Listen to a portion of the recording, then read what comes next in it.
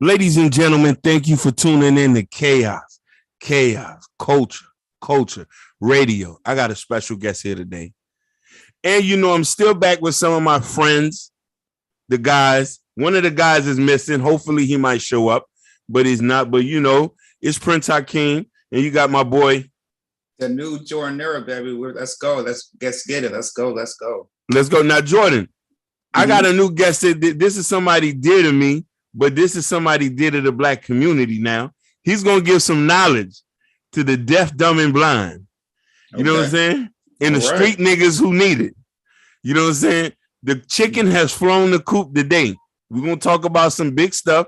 It might go over a lot of you niggas' heads. Excuse my language.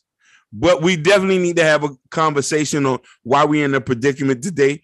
I got my brother, you know what I'm saying, my big homie, you know what I'm saying, J.Lawrence. What's good, my brother? Oh, we can't hear you, brother. No, you're on mute. Hey, man, thank you for having me, man. I appreciate you guys having me. It's been a long time in the making. I appreciate you having me. Hopefully we can have a good, solid discussion, and and folks can maybe learn some things, and some things can be constructive for them. So. I think they're gonna learn a lot because you're in the upper room where most Black people don't know where that's at. Am I wrong? You can say that. You can say that. The goal is to see, how much of it can we share. As I said to you before we started, my goal is for us to have a conversation that at the end people can feel empowered. My goal is not to have a conversation about victimhood. There's plenty of people talking about that already. Absolutely. I don't need victimhood. I want to talk about empowerment. That's right. How we got here and where we can go from here. So I love to hear that. I love to hear that. Now, so we're going to talk about the inequalities in wealth and in income. And I know people might hear this thrown around many words, and maybe you can give us a better understanding about inequalities for people who might not know, for a lot of my listeners who's not really up on it.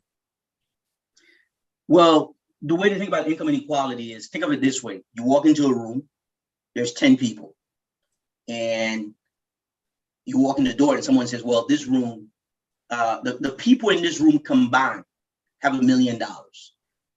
The first thing you think about is, well, if there's 10 people in here and this room has $1 million, then the average person in this room has $100,000, right? So 1 million divided by 10. But in reality, that's not what really happened. What happened in real life is that when you walk into a room and the room has $1 million, what generally happens is one guy has $800,000. One person have $800,000. And the next thing is you're thinking, well, then that means the remaining 200,000 is divided by the other, 9 people in the room. But that's not what actually happened. Income inequality is basically, you walk in 10 people. What actually tend to happen is this, and this is how our society is set up right now, is one guy has 800,000, okay? And then 2 other people have 100,000, okay? The guy who has the 800,000 is the owner of capital.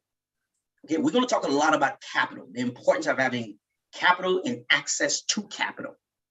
Okay, so one guy has $800,000. He has 800,000 because he owns capital.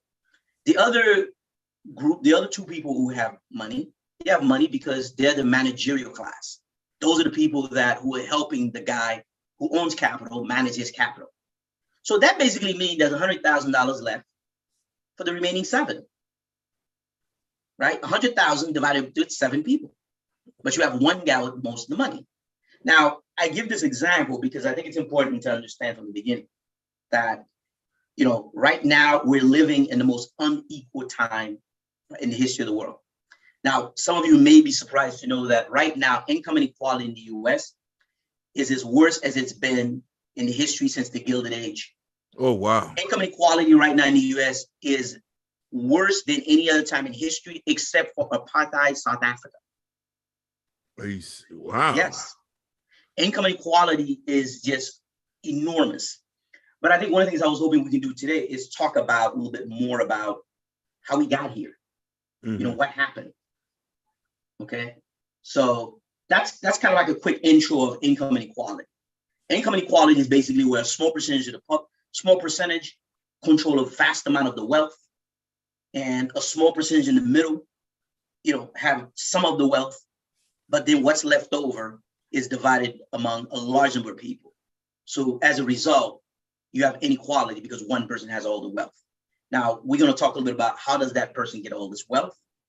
How do they get to keep it? But more importantly, how do we as regular people participate in that wealth? Because we have a lot more power to change and to make change in our lives than we think. That's why I say I don't want to talk about victimhood. And by the way, as much as things sound like they're as bad as they are right now, here's one thing to keep in mind. This is one of the greatest times in the history of the world to create wealth in America or any place in the world. Capital is as cheap as ever been, 0% interest. The question is, are you in a position to access capital? We're going to keep talking about capital because at the end of the day, it's about capital. And that is the discussion that is lacking in our community. We don't fully understand the difference between having money and wealth. Wealth is capital. Money is a job. There's nothing wrong with that.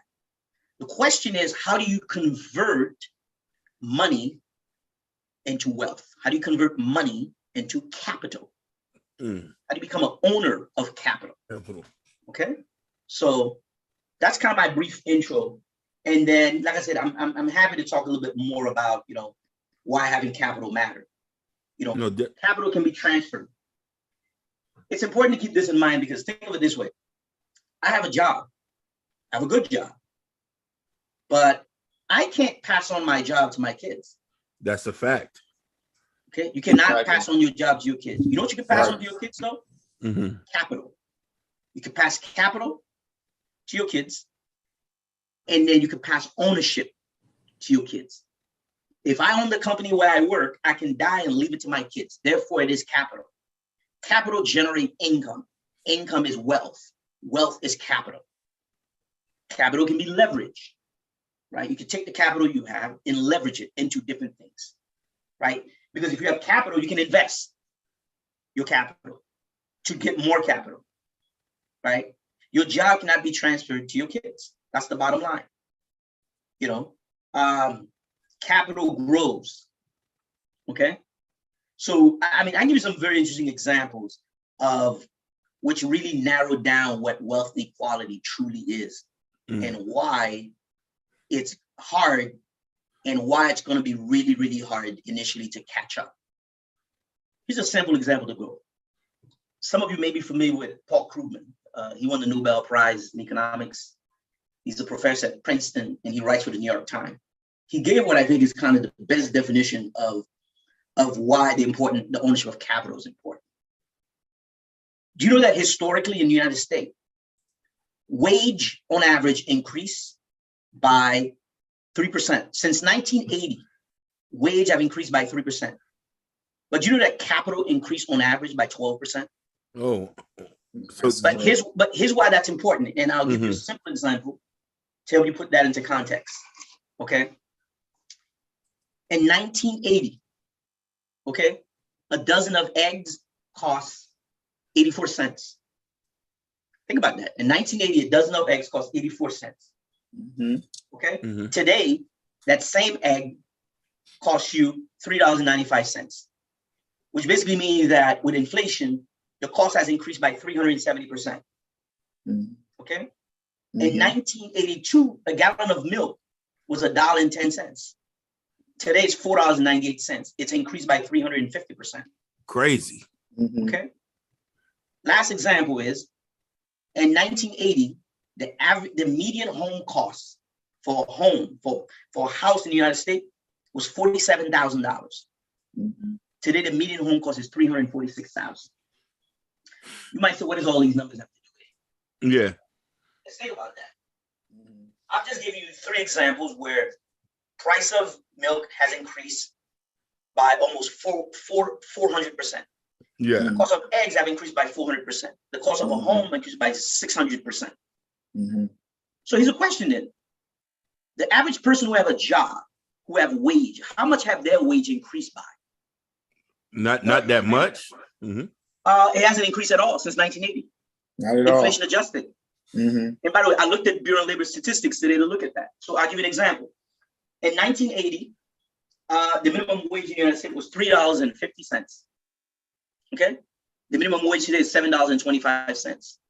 So it's increased by 133%. But everything else I just told you has increased by five times. Yeah. Exactly. So how do you keep up? Now, here's the thing. When you add inflation to the amount of money people have made, and I looked this up and I'll tell you, wage in the United States has increased. The average wage have increased by 3.1% per year. When you include inflation, which is 2.97%. That's very close. When you subtract 2.97% from 3.10, that means the average person in America has not had a raise. Most people making the same amount of money today they were making 40 years ago. The only difference is that the cost of everything has increased 4 or 5 times. Exactly. That's the mystery of why you're poor, Mm-hmm. why we're broke. By the way, that applies to any country. I don't care where you live. Okay, just think about that. The cost of everything has increased, okay, 4 or 5-fold. The cost of wage is flat because inflation adjusted $7.25 is basically nothing. Okay, they have gotten no raise, inflation adjusted. Okay, so this is one of the big reasons kind of we are where we are now. Now, here's why I've come back to Paul Krugman's point about capital versus wage. Here's the thing. If you work for a company, you're the best employee of that company. You're the top employee of that company. What that basically means is every year you're going to get a raise. Let's say you're a star employee and every year you get a raise. If you get a raise, that means your income is increasing every year by on average of about 3.1%. So a simple example means this. 5 years ago, if you were making $50,000 a year, at 3.1% increase every year, if you're a star employee, today you're making $58,000. Your income has increased by $8,000. Okay, 16%. Yeah. So so basically, wage has increased by 3.1% per year. Capital has increased by 12%. The guy who owns the company, if he pays himself $100,000 a year at a growth of 12% a year, after 5 years, he's making $179,000. So the overall point I'm trying to make here is that capital grows at a rate that is 4 times almost the pace of wage. So if you're an employee, you have a job, you do not own capital. Capital grows at 4 times the rate. The guy who owns capital would always be wealthier than you are. So I want you to break down the whole capital thing, because I'm trying to, is it meaning the access to business loans or business credit and stuff of that nature, or being able like to hit up a venture capitalist firm or something like that? Well, by capital, I mean, well, first of all, let me just give you my simple example of what when I talk about capital. There's asset, there's liabilities. The biggest problem that most poor people, working people have is they don't understand the difference. People acquire lots of things that are assets that are really liability. Here's a simple way to think about it. Asset put money in your pocket. Liability takes money out of your pocket. If you own asset put money in your pocket. Here's an example of an asset. You bought a house. It's rented out.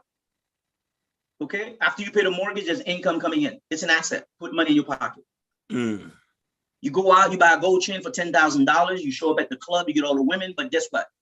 It put no money in your pocket. If anything, it might get you killed, get you robbed. Right? Is that an asset? No, it's a liability. Liability, exactly. You buy a car. You buy a really, really nice car. Oh my God, I love this car. It's beautiful. It's a liability. Why? It takes money out of your pocket. You got to maintain it. You got to buy gas for it. Yeah. Okay. Asset, put money in your pocket. Okay. Asset is capital. Okay. Asset is capital. Capital. So to answer your question specifically about what do we mean when I talk about capital? When I talk about capital, what I'm talking about is the ownership of things that put money in your pocket. the ownership of things that grows in value over time. You know, according to Carfax, they make the point that, you know, when you buy a car, the average car in the United States loses 60% of its value within the first 3 years of ownership. Oh, wow. So that's not an asset. No. You know what I'm saying? The value, you buy a house, the value of the house goes up. Now, think about the example I just gave you, right? In 1980, the average house was $46,000. Yeah. Today's $346,000. It's increased by $300,000. A 6% increase. A house is an asset. It's an asset. Your job's not an asset. But there are ways, though, you can leverage your job to acquire asset and to acquire capital. The problem is people use their jobs to acquire things that they think that are assets, but are generally liability. Buying a $400 pair of Jordan, you may think it's an asset, but it's not. It's not. It's liability. Does it put money in your pocket? If I hand you $10,000 tomorrow and you open a food truck and the food truck's generating income, that's an asset.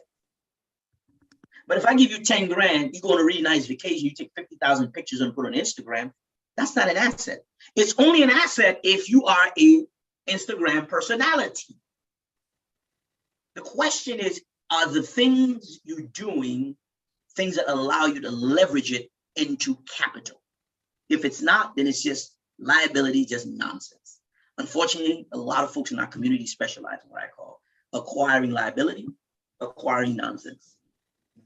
You know what I'm saying? It's important to understand the difference. But I will always come back to this.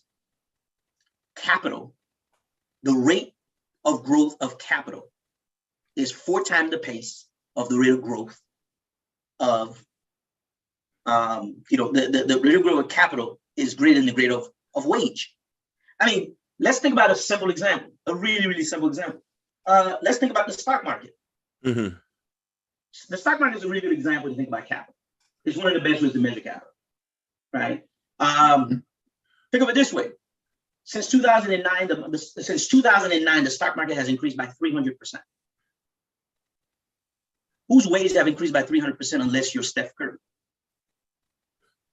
Who do you know whose wage have increased by 300%? Not one. Exactly. So what happened is this. If you have a job, right? If you have a job, you're a star employee, you get 3% raise every year, right? So since 2009 to now, if you started out making $50,000, maybe now you're making $62,000. You know what I'm saying? It's simple math. Just keep this in mind. Those who own capital, right? Capital is a snowball. It compounds on itself. You know what I'm saying? Wealthy people who want to be wealthy, acquire capital. They get access to capital. You use the things you have to build capital, to get access to buy assets. You know what I'm saying? Just if there's one thing you take from here is just remember wage and capital. Capital increase at a faster rate, right? Just always think of it this way. What's the difference between the guy you work for who owns the company and you the employee? Simple.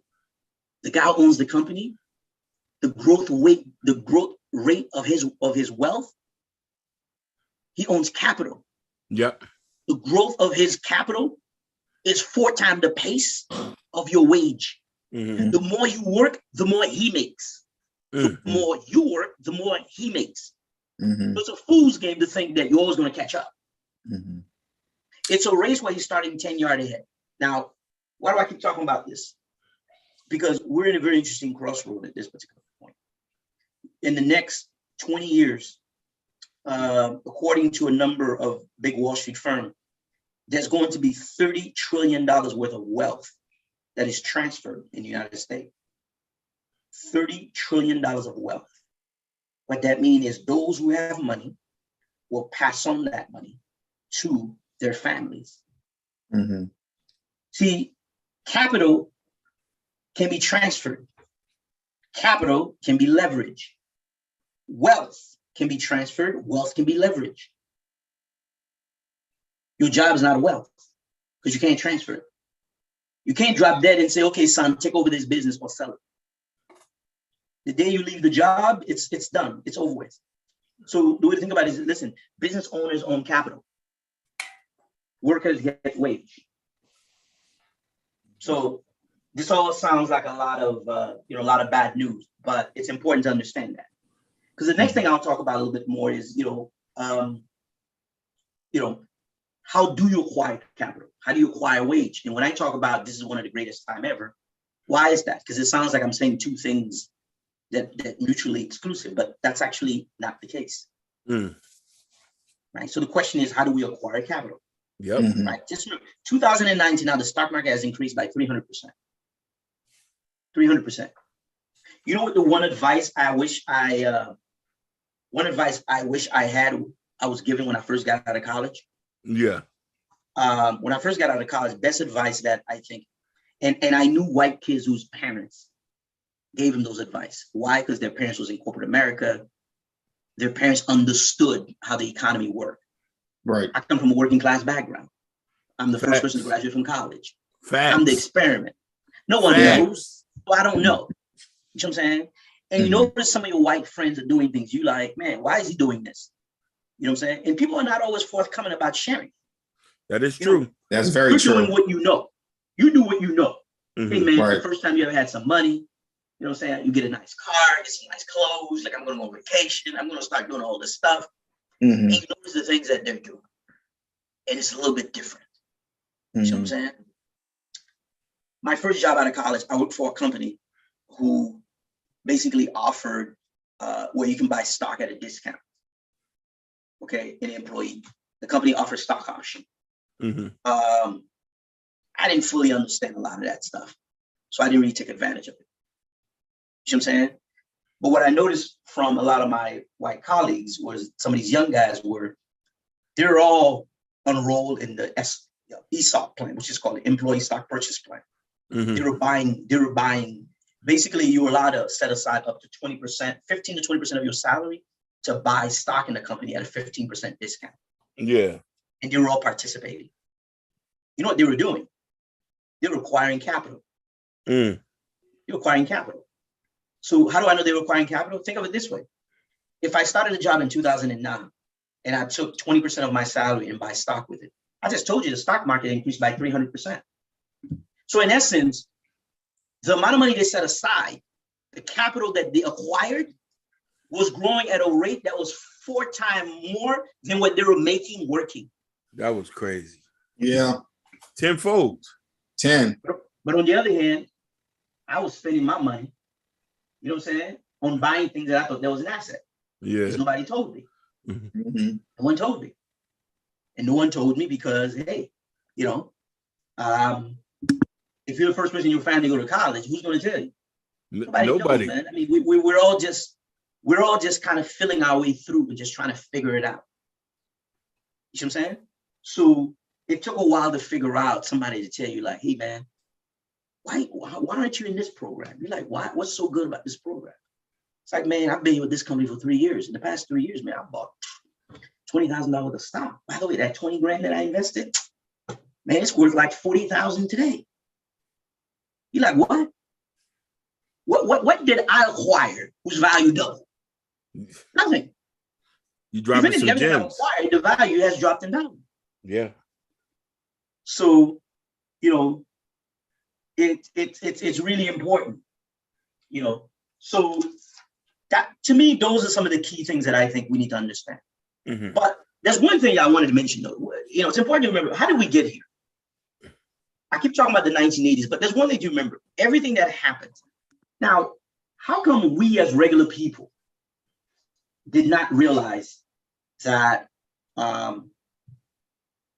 what was happening in the economy? Well, first of all, we teach you a bunch of nonsense in school, but the most important things they don't teach you. Financial literacy. Teach people the basics of how the market works. Saves money, invest. We don't do any of that stuff. So financial literacy. What basically happened is, in the early 1980s, the average person first of all, in the 1980s, we didn't have so many billionaires. And the reason was because we had strong unions. Unions can come together and fight for wage. Okay? Fight for wage. Well, what basically happened in the early 1980s pretty much was Ronald Reagan. In the 1980s, what basically happened is the average person became poorer from the 1980s on without even realizing it because of a little thing called the democratization of credit. Democratization of credit. See, before the early 1980s, if you wanted to buy a sofa or you wanted to buy a car, guess what you had to do? Lay away, or you save money to buy it because it was really, really hard to get credit. Really, really hard to get credit. So in the early 1980s, we democratized credit. Anybody who wants a loan can get a loan. Anybody who wants access to get a loan can get it. So what's happening is, as your wage was not increasing, you didn't feel that poor because whenever you needed to do something, you can go and borrow the money. Yeah. But today, we're the most heavily indebted nation in the world. You know, I think what the US debt is like $16 trillion. Everybody owes tons of money. Yep. You know what I'm saying? And here's another thing too, man. This may come to surprise a lot of people, but the US, as you know, is broke. I can't believe that. I believe the US is broke. I believe it. So I'll give you a simple example how it's broke. People might say, a simple example how it's broke. The way you live your life and the way we all live our lives is this. If you made $100,000 a year and your living expenses was $80,000 a year, right? So you had enough money to cover your living expenses. Something happened, your job cut your hours or something happened and your income dropped from $100,000 to $60,000. But your expenses are $75,000. So here's a question for you. What are your choices at that point? Second job. Second job, exactly, to bring your income back up.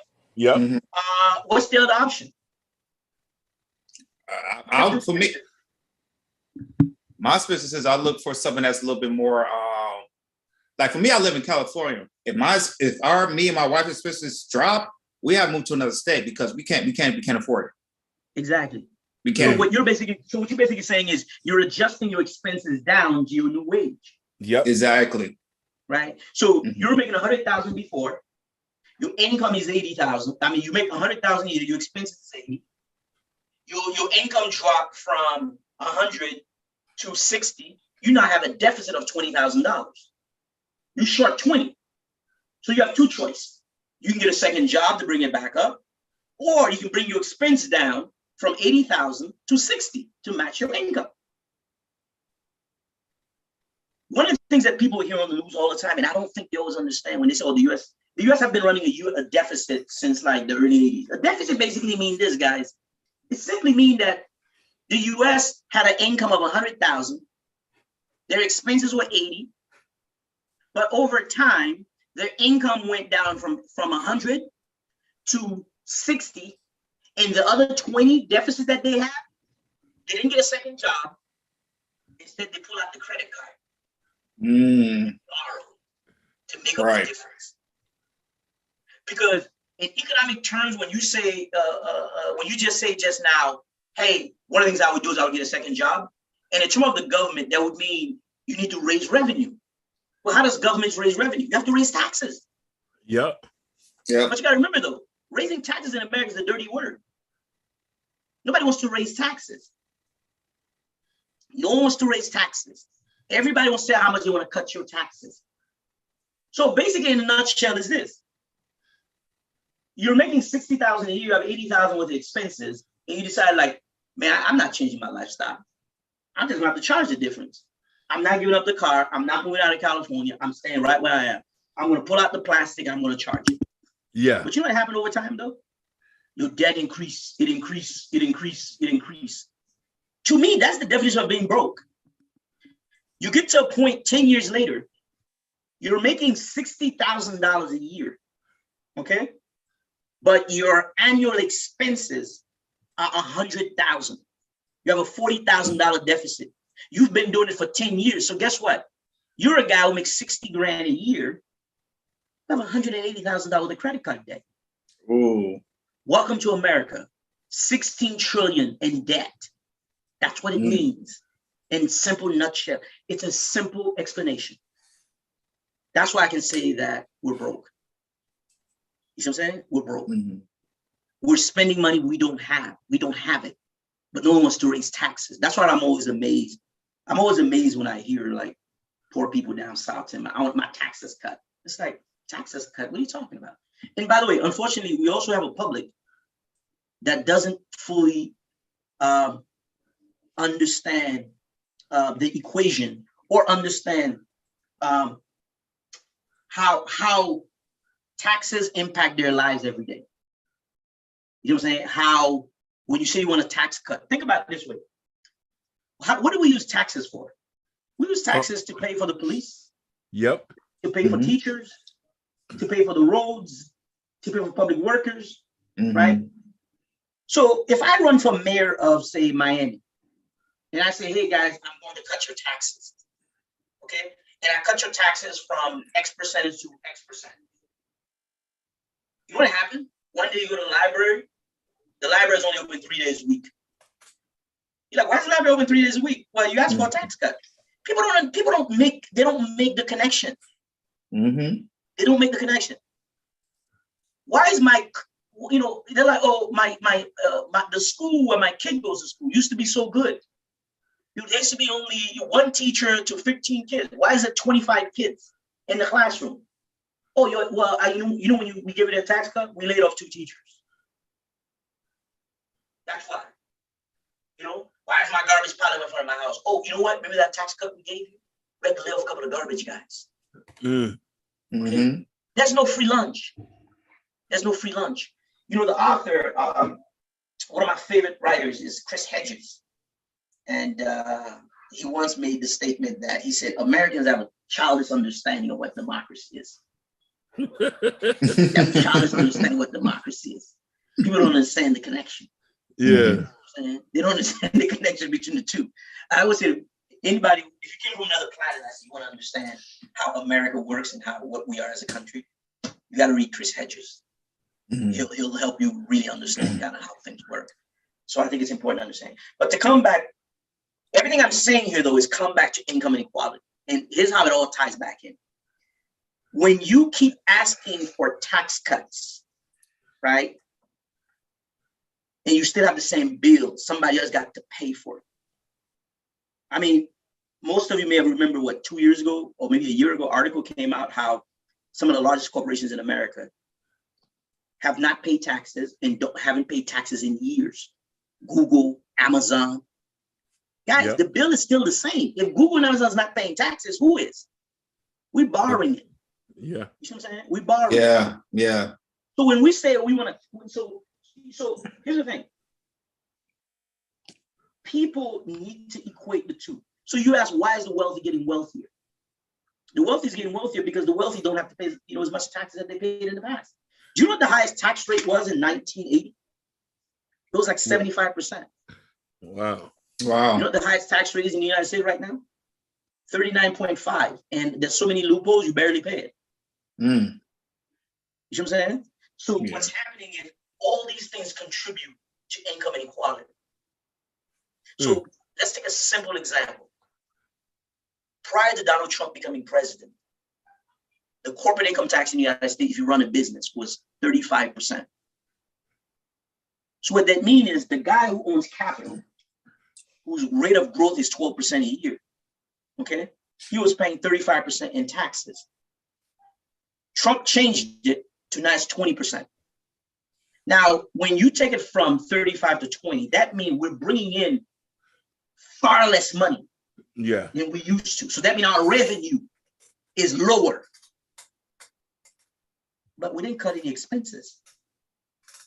So the gap is getting wider and wider and wider. So here's the thing. When you cut taxes, right, who's it good for? The guy who makes $300,000 a year, whose income, gets to keep $25,000, or the guy who makes $25,000, whose income changed by $300. The guy who makes $300,000. Exactly. So all these things contribute to income inequality. You have an uneven tax system. You know what I'm saying? So it's a number of different factors that are contributing to this. You know what I'm saying? So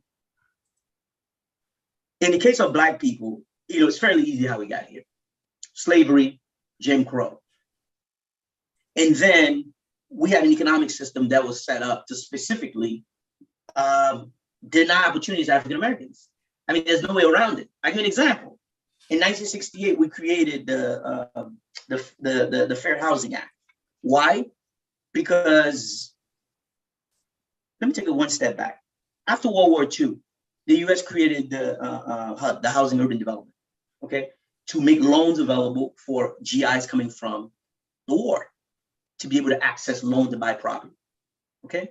I just told you a house is an asset because you can die and leave it to your kids, right?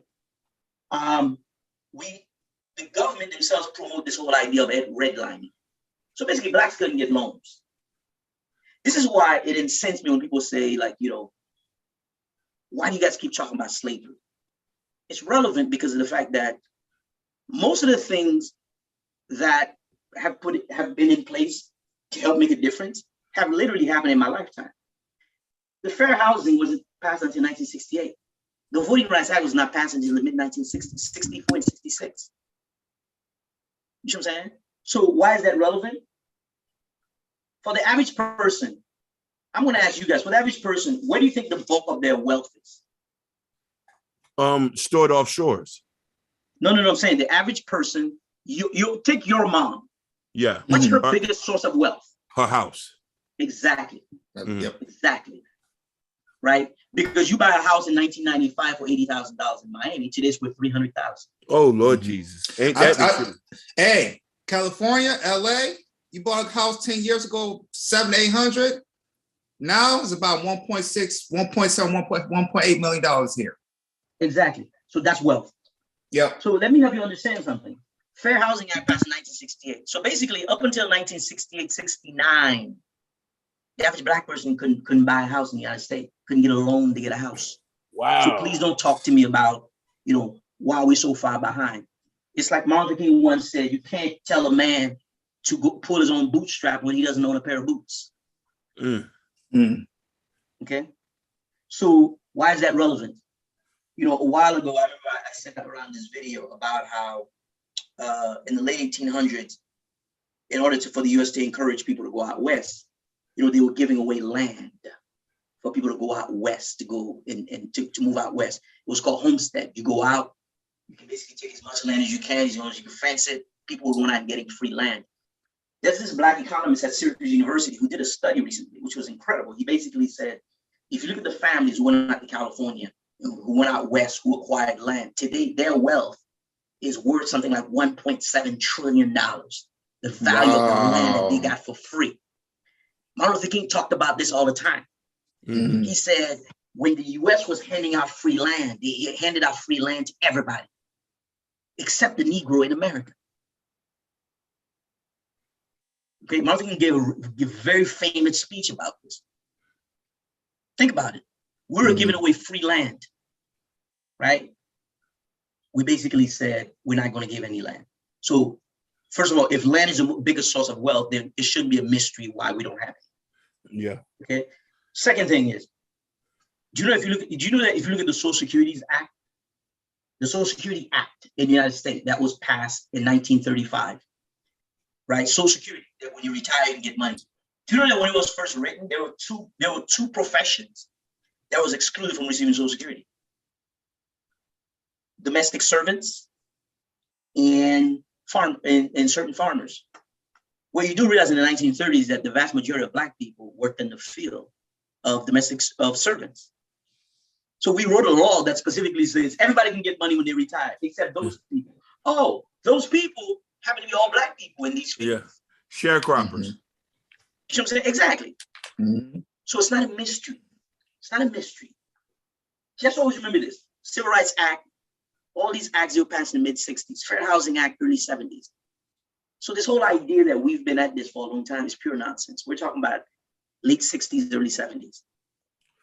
But let me ask you a question. So how do you speak to the people who say that we have advanced or we made all these trailblazing things? You know, I mean, there's a lot of people say we're farther than where we came from. Well, let's put it this way. We have made some progress, but nowhere near the type of progress that we should, that we should have made because the roadblocks are still there. Yeah. Listen, man, it costs money to be poor in America. Okay. I mean, think about it. How often, just frequently, how often do you hear about how, matter of fact, these are, by the way, statistics you can find on the Federal Reserve Bank of Atlanta website. Black homes are appraised on average 25% lower than white homes. So what that means is I have a white neighbor, right?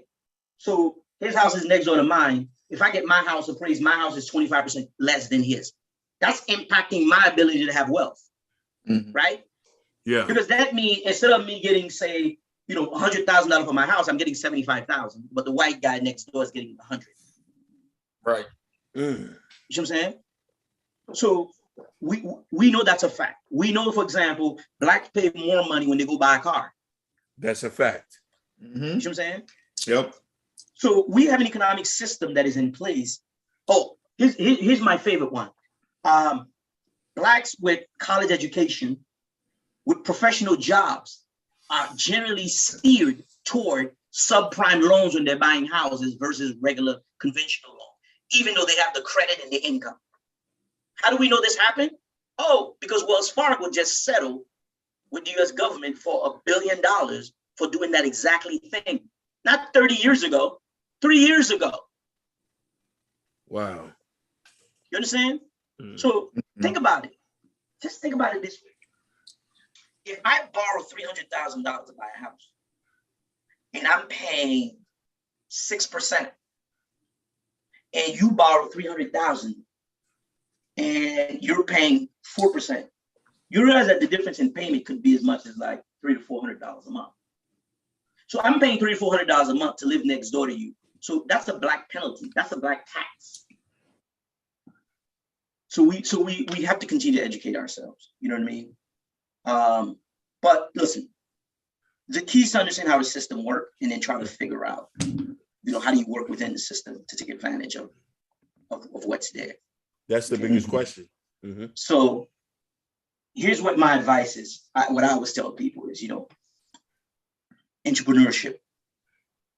You got to figure out a way to get involved, to do something entrepreneurial.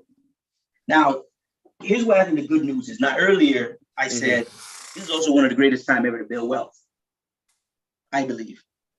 The key to entrepreneurship is, and you and I, we talk all the time. Yeah. I said, listen, you got to solve a problem. Yeah. You got to solve a problem. If you see a problem, you think you can solve it, you can make a fortune. You just have to find a problem that you can solve. And that's anywhere. If you can solve a problem, you can make a fortune. It's pure and simple. Okay. Now, here's my advice to regular people on how we get from where we are now to starting to build wealth. Why is this the greatest time ever to get to build wealth? Well, for two reasons. We now have more information. There's a lot. First of all, we have very low interest rate right now. Yeah. Okay. Just always remember this: interest rate is the cost of borrowing capital.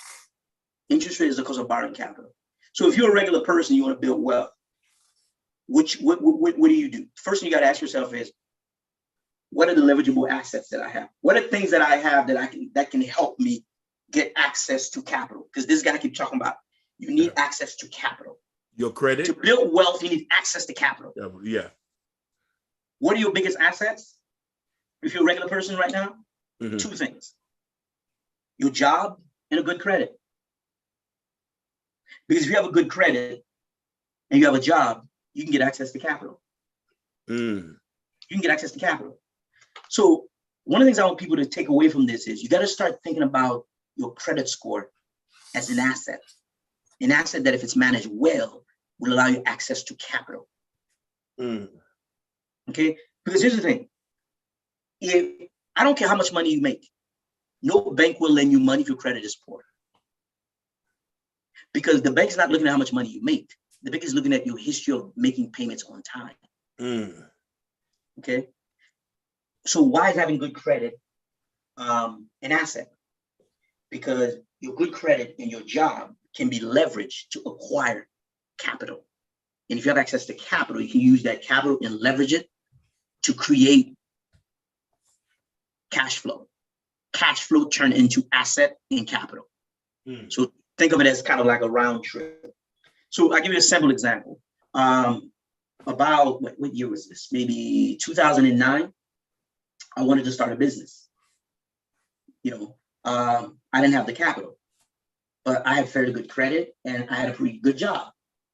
So I was able to go to a bank, borrow money, start a company. Wow. It worked out really well. I was able to sell it. But my overall point here, though, is that your credit score is an asset.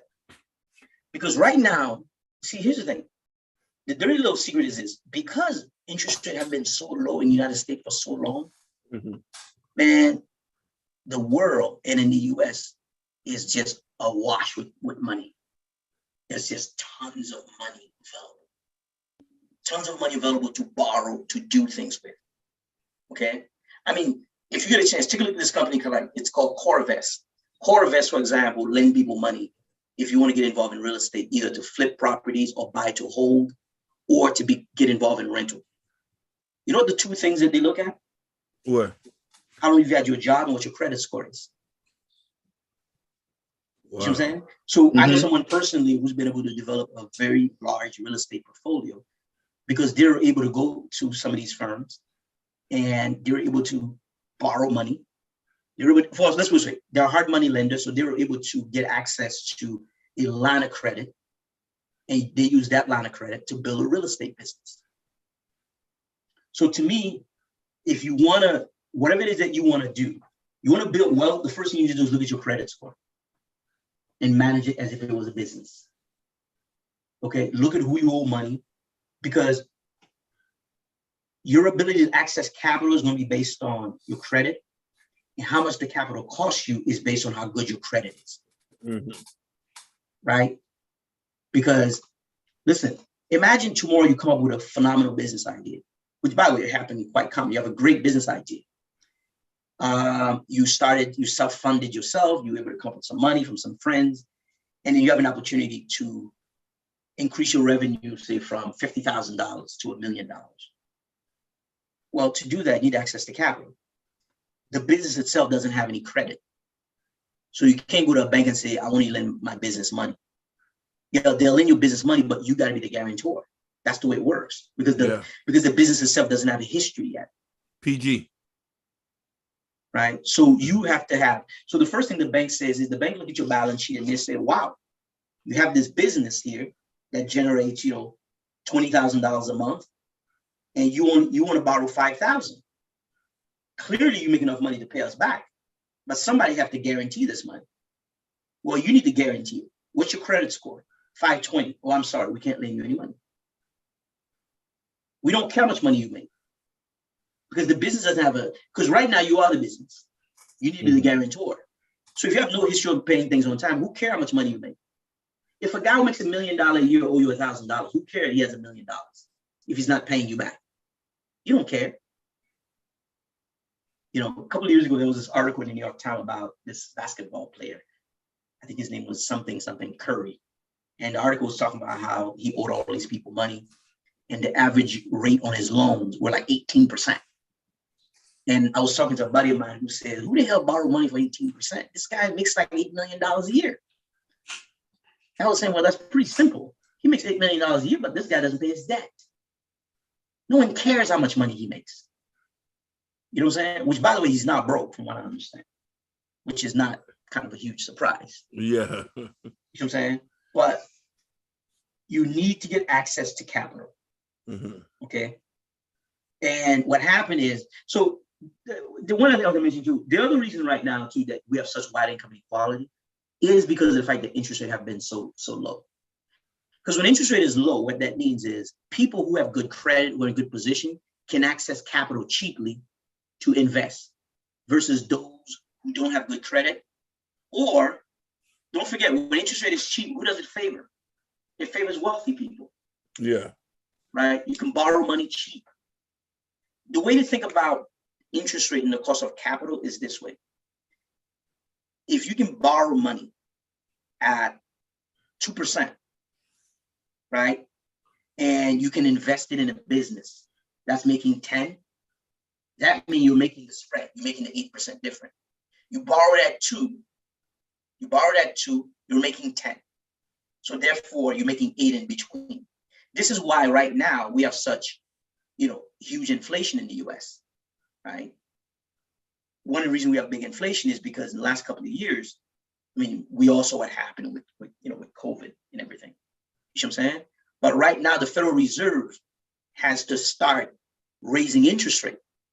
And the reason that people are concerned about it is because, think about it, if interest is the cost of borrowing capital, what that means is the cost of borrowing money is going to become more expensive down the road.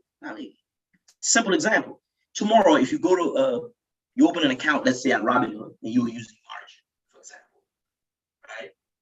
Just think about that. If you open an account at a brokerage firm, let's say like a Robinhood, if you put like $2,000, you have a margin account. The day you deposit the $2,000, you have access to $4,000. Right there and then, automatically. You have a margin account. You put up 2, you have access to 4. You put up 10, you have access to 20. You put up 20, you got access to 40. You see what I'm saying? Yeah, that's wild, man. Yeah, so you're getting access to capital. So my point is there's tons of capital available. Right. So if you can turn around and say, well, I put up 20, I can borrow 10 here to invest in something else, then the money you're going to make is the difference between what you're going to have to pay Robinhood back at and what you can make with it in the investment that you're using it for. Let me ask you something. Where do people find this information who are in a position to access to capital? Which information? Just meaning that, the average person might not know how to go get a line of credit from a bank or maybe seek a hard money lender, like certain terms like that. Like people who might be listening who might want to start a business or something who could be in that position. Where do they seek those type of information to find those? I think a really good place to start wherever you live is the SBA. I think it's one of the most underutilized resources there is. The SBA is a Small Business Administration. Every city in the United States have one. They do a lot of seminars, a lot of free seminars. They provide a lot of free advice. And they have a thing inside it called SCORE, which is basically a retired business executive who volunteered their time. So you have a business idea, you're not sure what to do or where to start, where to get access to capital.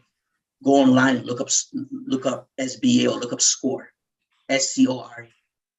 And you can literally go make an appointment, go in and literally walk in and say, I'm thinking, I own a small business.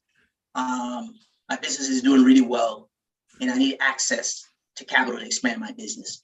The first thing they'll help you with is they'll look at your business and they'll say, okay, whether this is a business that can get along.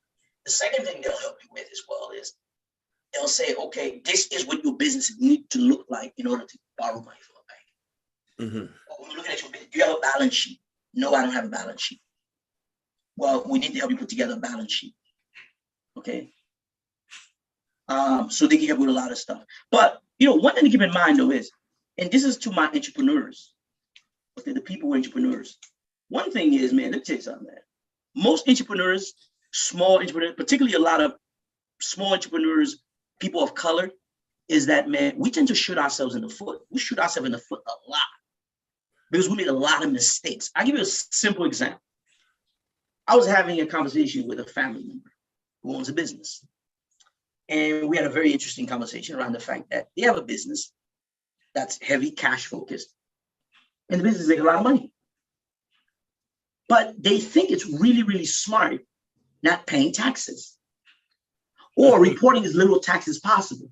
See, a lot of entrepreneurs think that if you own a business, all it means is, come on, we know that, right? It's that if you own a business, you make a lot of money. Your first thought is, man, I'm going to report as little taxes as possible. That's actually not very smart. You know why? Because how is a bank going to lend you money? They're going to want to see your tax return. Yep. You see what I'm saying? So there are two ways you hurt yourself. So I'm having a conversation with this person. They're basically saying like, hey, I was able to save all this cash because I report very low income every year. And I'm thinking like, you think this is probably a great idea, don't you? It's not very smart for two reasons. One, you have all this cash. Unless you plan to buy everything else cash, you do not have access to capital. What do you need to get access to capital? Credit score, right? So you have revenue, right? Remember, you can leverage revenue.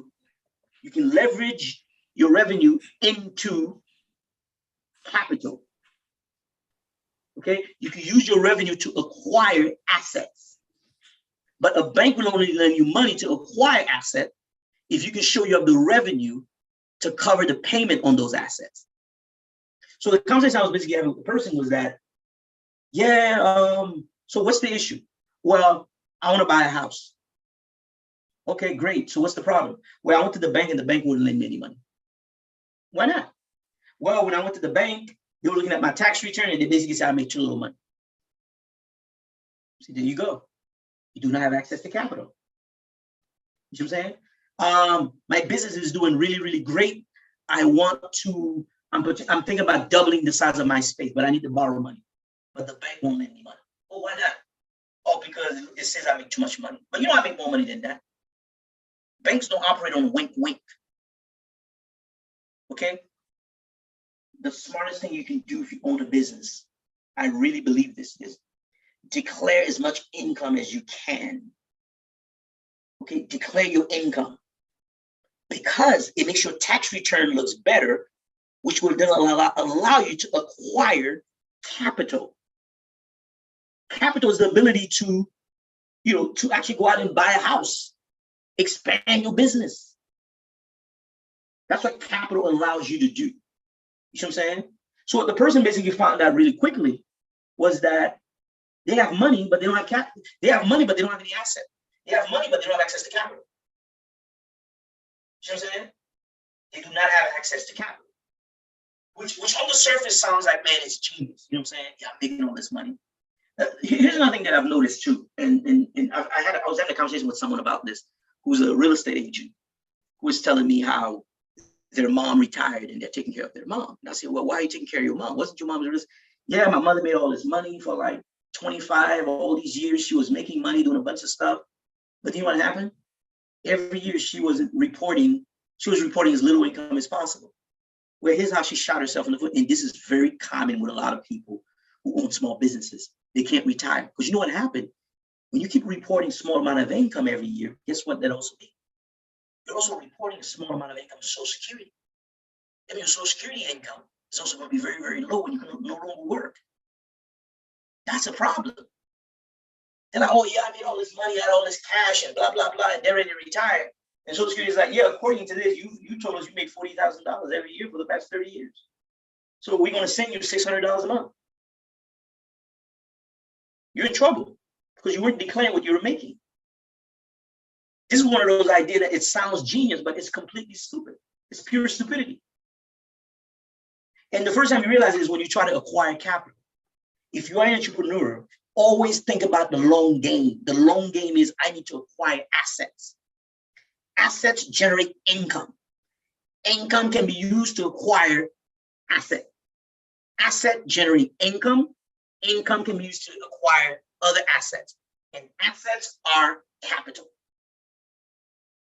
What is capital? The value, things that you own whose value goes up over time.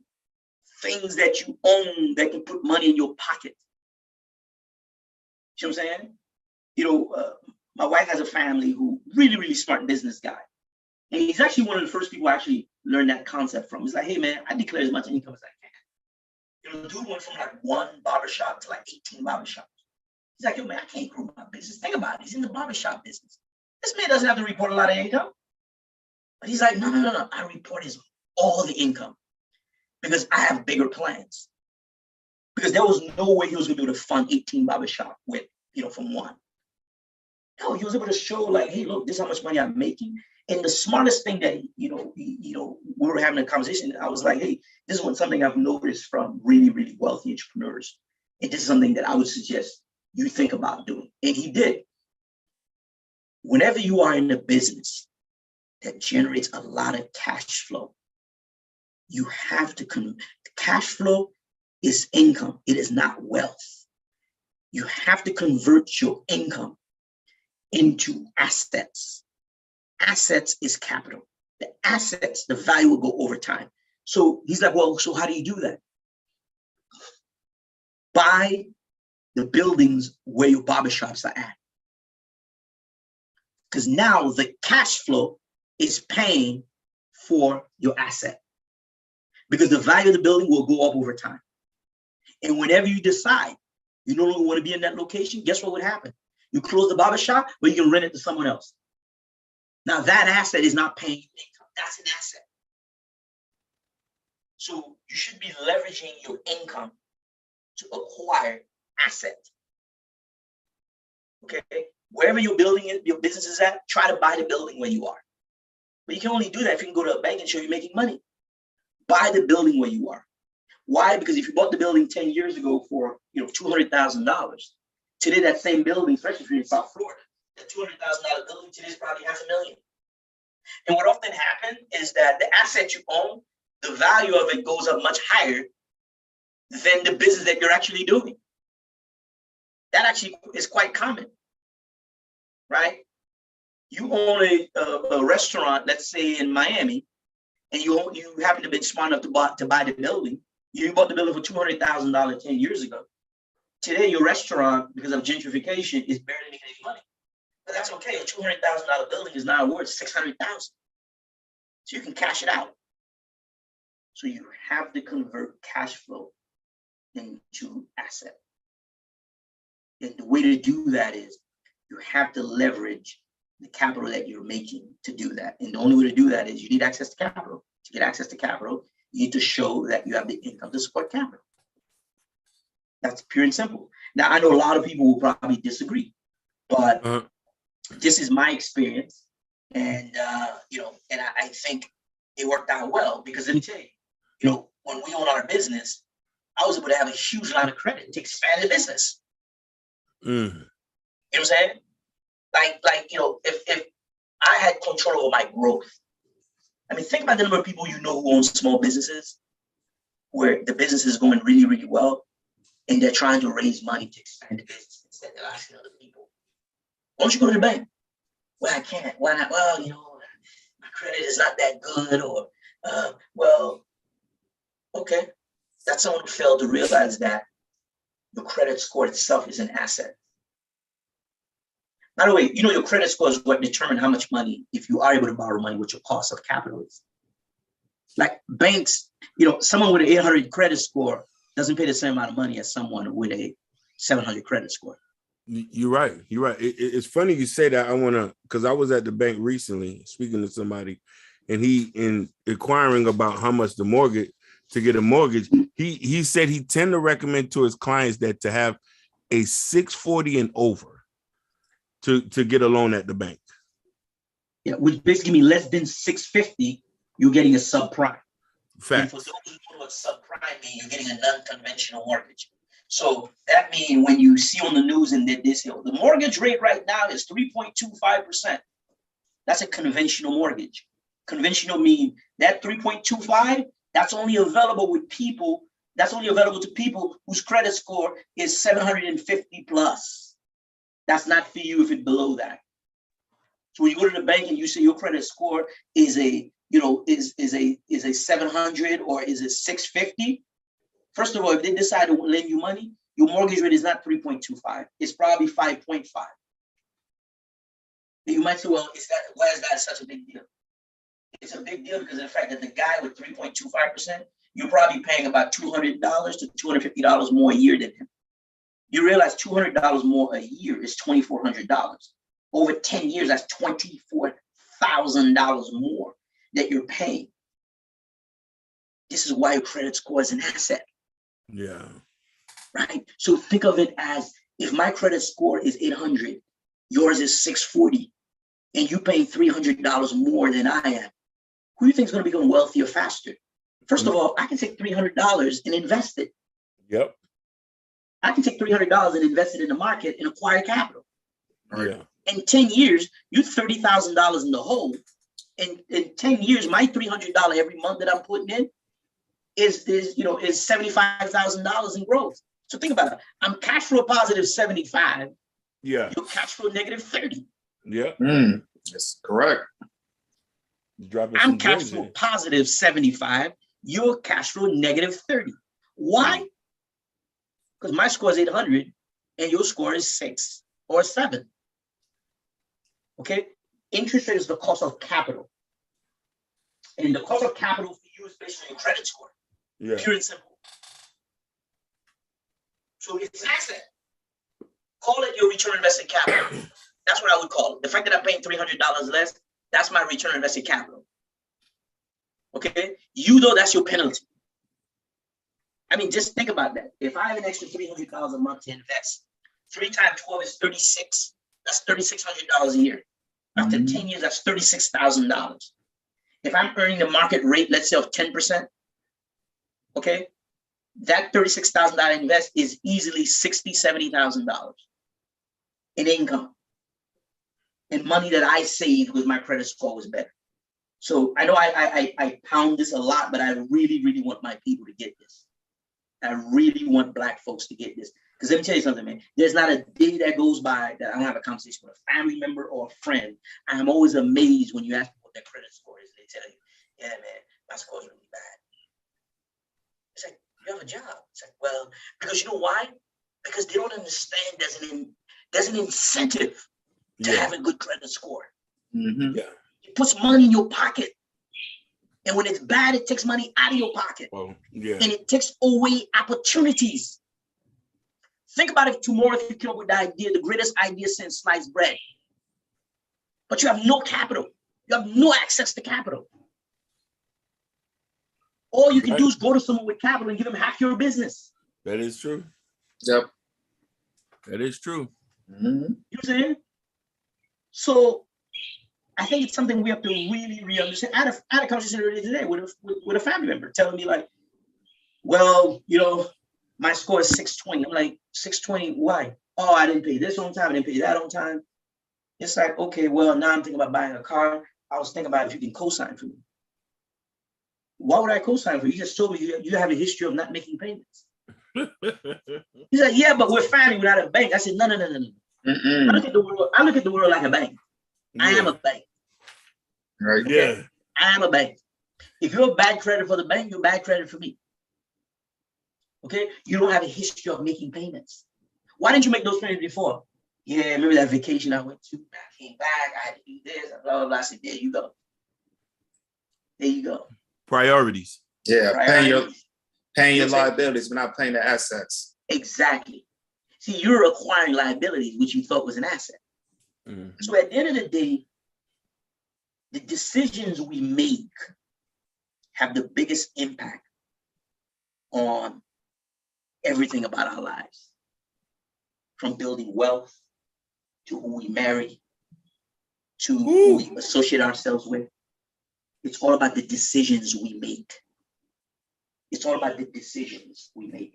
You're taking us to church now. We have the power to make decisions. People choose to make poor decisions because most of them is short-sighted. You see what I'm saying? It's the decisions we make. You chose to go on vacation and not pay for your car. That was a decision. You have to live with the ramifications. See, you don't seem to understand the difference between having asset and liabilities. Asset put money in your pocket. Now, there's good debt and there's bad debt. Yes. That's good debt. Good debt is when you borrow money to do something because it's going to allow you to acquire capital. So I'm like, okay, if you tell me that you took your car money or whatever money you had to go on vacation, it's only good debt if you told me that, you know, you went on vacation because you were starting a tour business. Are you starting a tour business, Negro? No. So you're on vacation to have a good time. Yes. When you came back, what happened? Man, you repossessed my car. That was a decision you made. Okay? The decisions we make. You know what I'm saying? You know, in Japan, they're very big on, like, early on in school, teaching kids on how to make decisions. And this is something that I've actually spent a lot of time with my own kids about. The importance of thinking through decisions and the ramifications of your decisions. You see what I'm saying? I'll be frank with you. This is one of the biggest problems I think we face as a people. That's a fact. Our decision-making skills, man, are very, very poor. You know what I'm saying? And it's amazing. I mean, think about this. The number of times you have conversations with someone where they're making a bad decision and they know they're making a bad decision. Because of that, they don't tell you anything about it. They know they're making a bad decision. And when they tell you about it, they tell you that. They're like, why'd you do this? Man, I don't want to tell you. Why did you tell me? Man, I don't want to tell you. Why not? Man, because I knew you knew, because I knew what you were going to say. So you knew it was a bad decision. Yeah. If that was the case, if you think about you, that's just telling you the decision, hey, that's not the right decision to make. Exactly. Yeah. Simple. Yeah. So it's quite common. So everything I'm saying here right now means nothing unless you're committed to making the right decisions for yourself.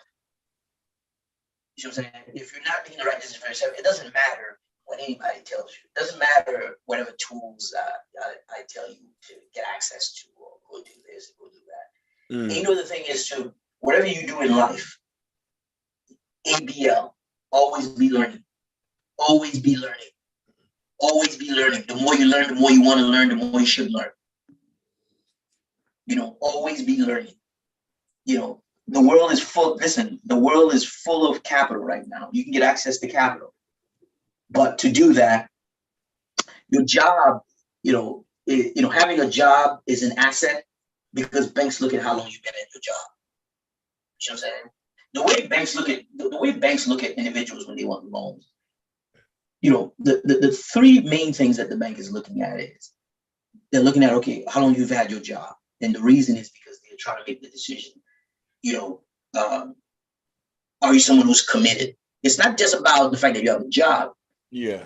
You know what I'm saying? It's how long you've had that job. You know what I'm saying? Are you someone who can make a commitment and stick to that commitment? So how long you have the job help demonstrate that. The second thing they look at is how long you've worked in the industry that you're in.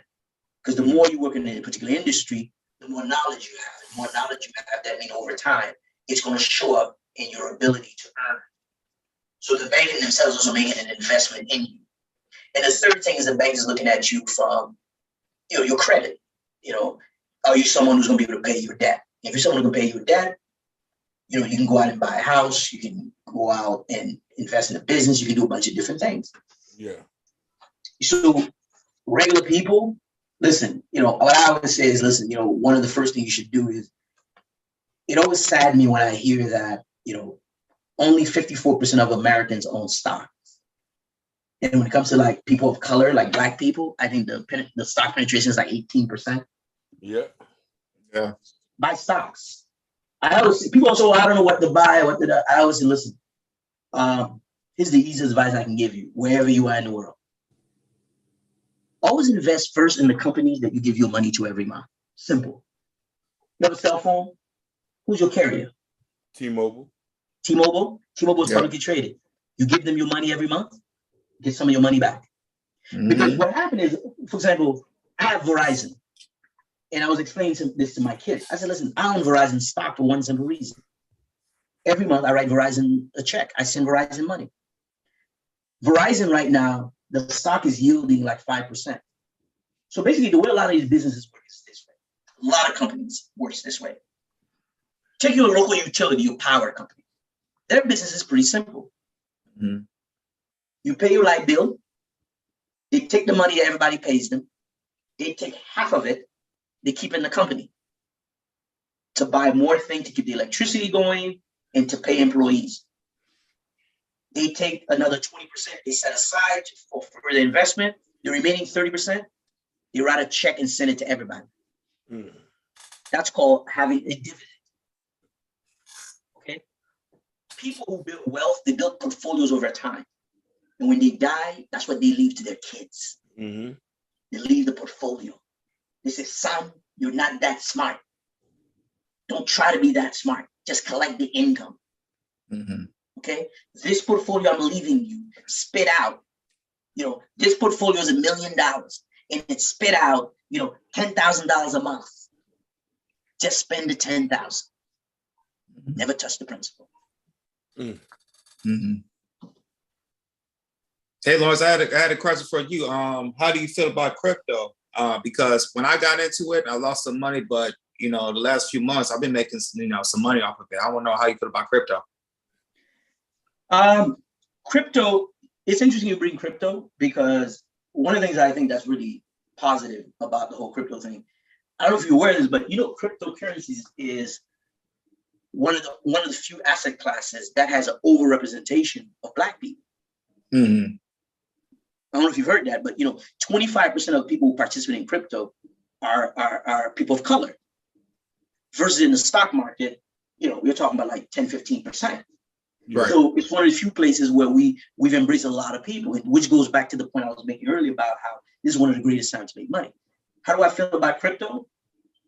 I think cryptos are a very good idea. The question is, for me, the question I would ask you is whether or not you're investing or speculating. Mm-hmm. If you're speculating, then basically you're making a bet on which way you think things are going. Mm-hmm. I'm interested in crypto. My brother-in-law and I at one point were miners, so we own some cryptos. We own some crypto. The current investment firm that I work for, currently, we actually have a crypto fund. So I'm knee deep into crypto. So the best way for me to put it is the crypto space is a tree that's going to be shaked out. There's a lot of different crypto products that are out there. Mm-hmm. I think in 10 years, some will survive and some won't. Yeah. So to me, the way I would best answer your question would really be, you would have to tell me whether or not you're speculating or investing. If somebody would ask me, I'll tell you what I'm doing. I'm investing in crypto. Mm-hmm. I'm not speculating.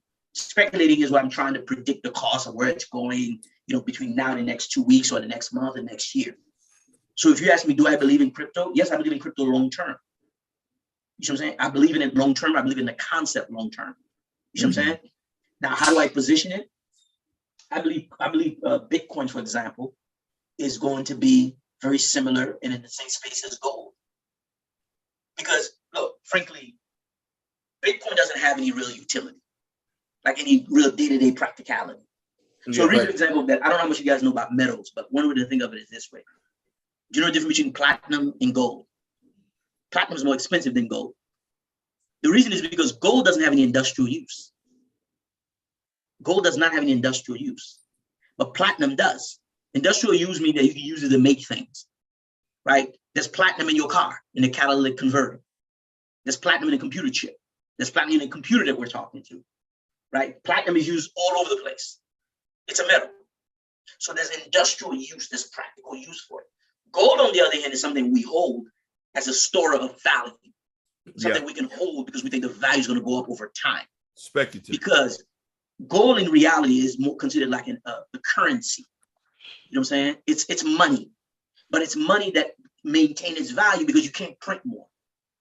The central banks in the US, print tons of money. The US have printed trillions of dollars, right? Tomorrow they can wake up and say, we want to print $1 trillion, but you can't print $1 trillion with gold. So therefore gold is universal and has value, but gold doesn't have any physical use. So how does that come back to crypto? I see Bitcoin as something long-term that's not going to go anywhere. Because Bitcoin is being used more like gold as a store of value. If you own it, I'm one of those people who believe that, listen, there's only going to be 21 million, I believe 21 million Bitcoins. Bitcoin right now is at, I think, like $42,000, $43,000 right now. I'm one of those people that I don't have any doubt that in 10 years, it'll be like $500,000. You know why? Because you won't be able to make any more of it. Yeah. That's the value. Mm-hmm. That's how the value of anything is made, right? It's supply and demand. Supply, right? Demand is much higher than supply. If demand is in excess of supply, price will go up. Yeah. So I have no doubt that it's going to be very big. Now, the thing that I'm most bullish about, as far as in the crypto space, is Ethereum. Because Ethereum actually has actual practical use. So Ethereum is more like platinum. Yeah. Right. I was explaining this to my kids yesterday, and I said, this is what I think about Ethereum. Okay. Ethereum has a thing called a smart contract, which is really important to understand, because what happens is this. The way banking works in the United States right now is this. If I write a check to you, I hand you the check. You go to the bank, you hand the bank your check. What happened is the bank put in your account, hey, this person give us a check, but they don't give you access to the money yet. That's why it says pending, because it needs to be verified. So the bank takes your money, takes the check. They say, okay, we recognize this check, but they don't give you credit for it yet. What they do is they take that check, they scan it, and they send it to the Federal Reserve of whatever region you live in. I live in Boston. It goes to the Federal Reserve Bank of Boston, which is a place I used to work. So it goes to the Federal Reserve Bank of Boston. When it gets to Boston, the bank in Boston is the one who now is going to look at, remember, you gave me a check, I deposited in my bank. Somebody has to verify that you have the money at your bank, right? So my bank sends the check to the Federal Reserve. The Federal Reserve look at your bank to see if, send it to your bank for your bank to confirm that the money is there. The whole process takes 3 days. Today, Ethereum can do that same process in like 10 seconds. Why? Because there's no need for a middleman because of the blockchain ledger. What I was telling my kids is the way to think about the blockchain ledger is basically this. There's 10 people in the room. The 10 people, everybody knows how much money everybody has. It's wide open. Now, there's no faces. Nobody knows who they are. So when I write you a check, you can't fake, right? I mean, think about why there's check fraud. You realize I can give you a check. Yeah. That doesn't mean I have the money in the bank. That doesn't mean I have the money in the bank. I gave you a check, right? I gave you a check. What I'm counting on is by the time the money gets to the bank to ask for the money, I'll deposit it then. Or I give you a check, I take whatever I'm taking, I take it home. But by the time it gets to the other bank, there's no money. What is that called? A bad check. Yeah. There's no bad Ethereum. You know why? Because the way the transaction will actually work is I'll say, hey, I have $1,000 in my account. I want to give Ronnie $1,000.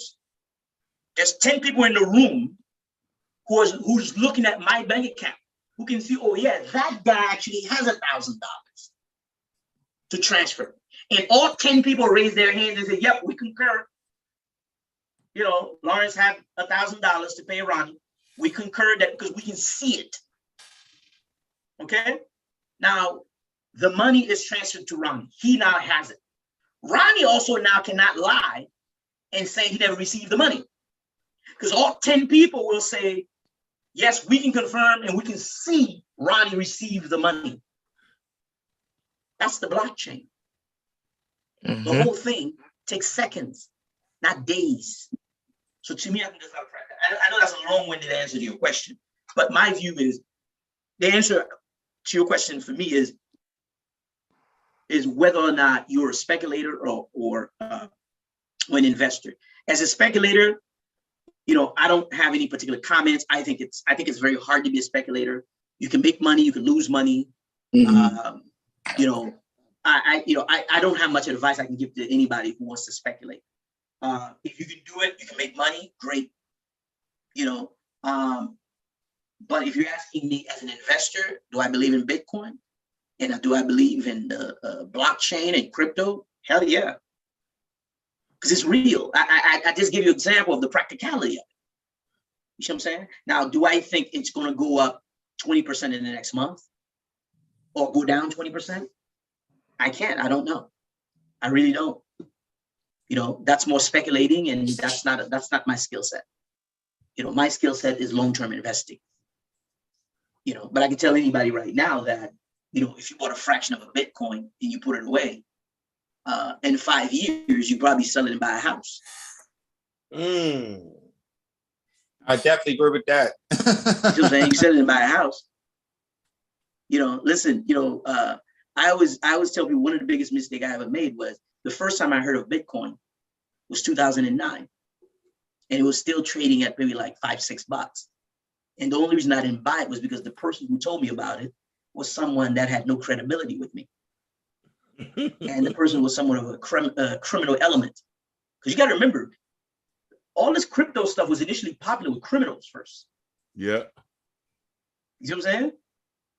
But you know what? It's just like everything else in America. Most things criminals start, eventually the corporation gets it, they make it legal, and they clean it up.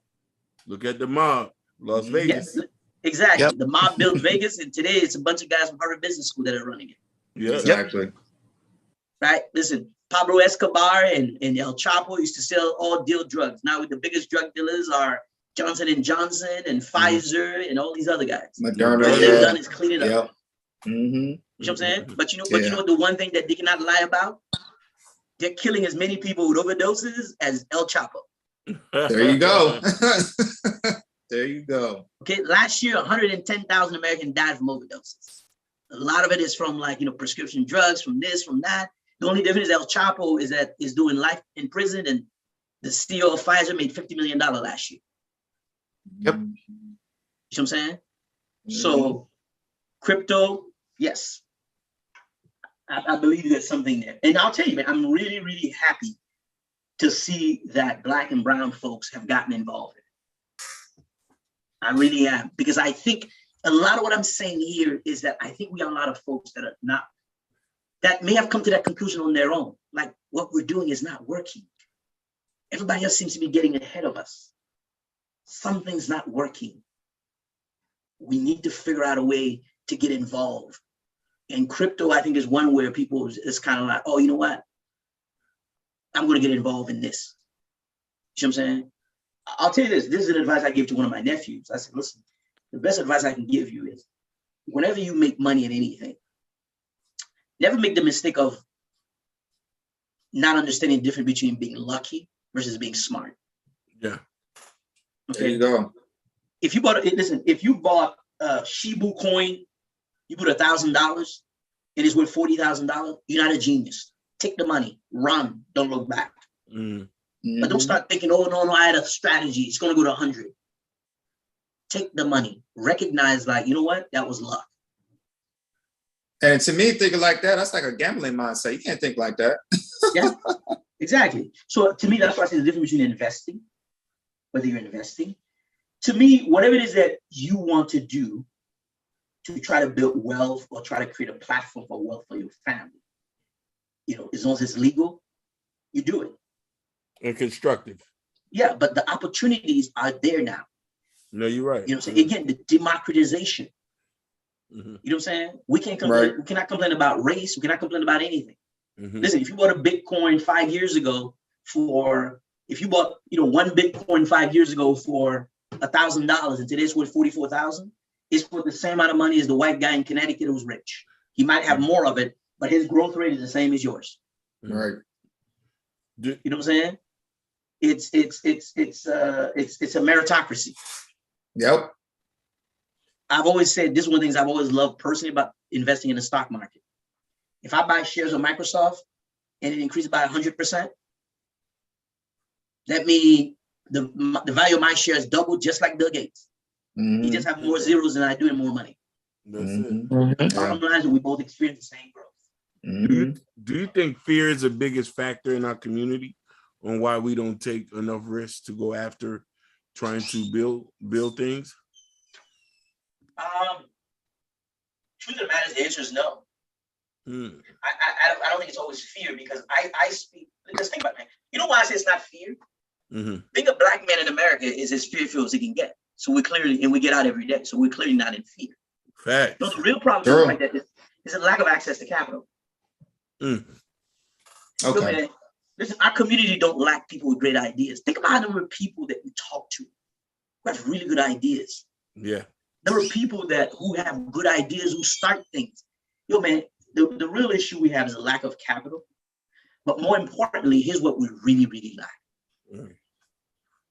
Because when you think about risk, this is a very important question you ask, because we often think that, well, the reason we're not investing is because of the fact that, if I had more money, I would invest more. Yeah. So, if I'm a professional, if I'm making $100,000 a year, I would have more money to invest versus if I make 20. No, the real reason you don't have as much Black wealth is because of the fact that we don't have what I call risk capital. Risk capital does simply mean money you can afford to lose. There we go. I'm not gonna lie, Mr. Lawrence. I kind of disagree with you on that, because if last year during the pandemic, Blacks had $1.6 trillion of spending power, we just don't know how to spend correctly. We have the money, we just don't know how to spend it correctly. I think it's a lack of knowledge. That's partly true, but you got to remember something. So when we say Black has $1.6 trillion worth of capital, that's $1.6 trillion worth of capital that actually they still need to live on. Right? Okay. Right? Because let me explain to you what risk capital is. Okay. I just had this discussion with a friend. You have $100,000, okay, in the bank. Okay, you have 100 grand in the bank, and I come to you and I say, man, I have a phenomenal idea for something, but I got to be honest with you. If it works, I need $50,000 to get this thing off the ground. If it works, your 50,000 is going to be $500,000. But if it doesn't work, I'll probably lose all the money. Which, by the way, is the case with every business that gets started. As you guys might know, the vast majority of business ideas don't work. That's true. Okay, so think about that. So I come to you and I say, look, put $50,000 in this business. If you put 50,000, if it works, it's going to be $500,000. But if it doesn't work, it's going to be nothing. Here's my question to you: $100,000, the most money you ever had in your life. Would you be willing to hand me $50,000? No. Average dude ain't gonna do it.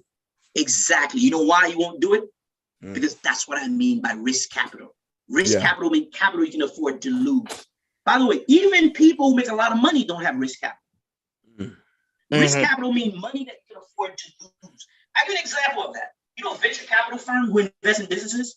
Do you know why they invest in so many businesses?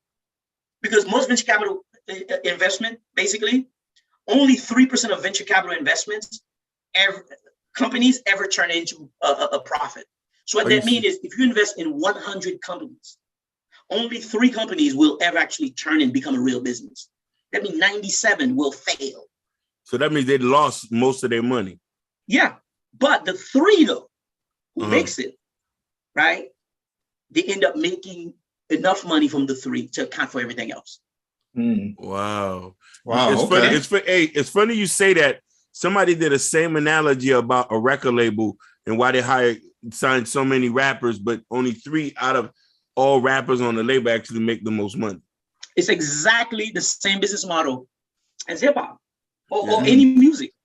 Yo, man, everybody keep thinking about so and so have this star. Listen, man, for every Drake, there's 500 non-Drakes. Yep. Who cost you? There's 500 non-Drakes who, by the way, you spend $100,000 on hiring the top producers, and all this stuff is shelf. Never got off the ground. So think about it. You go out, you sign 100 people, only 1 becomes a star. Right? Fact. So risk capital. Do we have risk capital? So let me tell you what differentiates us and most white people. And this is where having wealth come into play. Okay? White people tend to have, a lot of them tend to have risk capital. Let me give you an example of what risk capital is. Risk capital is, let's say, the 3 of us are having this conversation here right now. Ronnie says, I have this great idea. Hello? Can you hear me? Yeah. Ronnie you're tells good. me I have this phenomenal idea. It's phenomenal. Okay? Man, but I need $50,000. If you guys ever notice that most white people who start businesses, do you ever notice what they always consistently say about their first source of funding? Friends and family. That's where they all get their money from initially, friends and family. That means you got to have people with money.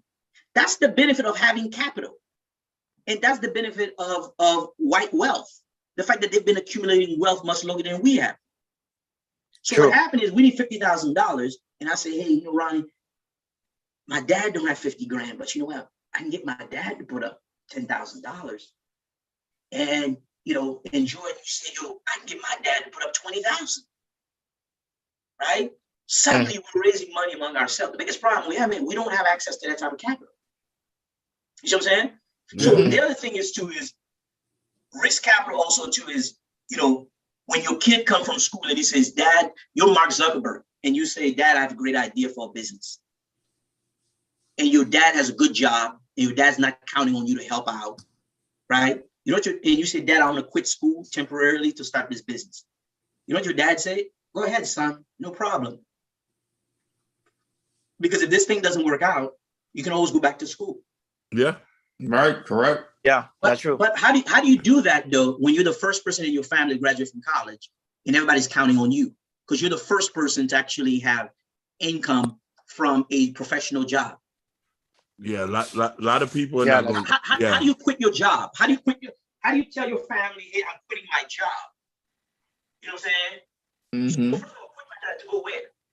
You're gonna end up in a divorce. To go where? Yeah. You see what I'm saying?